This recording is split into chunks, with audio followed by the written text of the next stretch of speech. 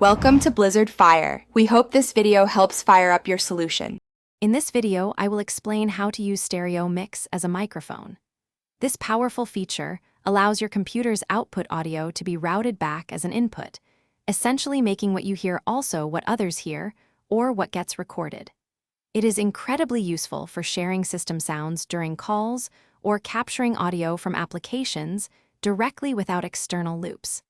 Let's dive into how to enable and configure this handy tool. To begin, locate the speaker icon in your taskbar, usually found in the bottom right corner of your screen. Give it a right-click, and then select either Sound Settings or Sounds from the context menu that appears. Once the sound window opens, navigate to the Recording tab.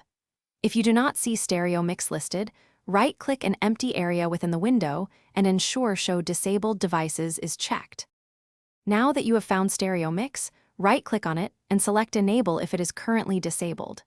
Next, right-click it again and choose Set as Default Device and Set as Default Communication Device. This ensures applications recognize it as your primary input.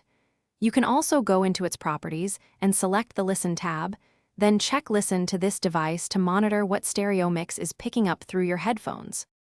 With stereo mix enabled and set as your default, you are ready to use it in your favorite applications. Simply open your communication software, like a video conferencing tool or your recording program. Then, navigate to its audio settings and select stereo mix from the list of available microphone inputs. Remember to mute your actual microphone if you only want to transmit system audio. Always perform a quick test to ensure everything is working perfectly.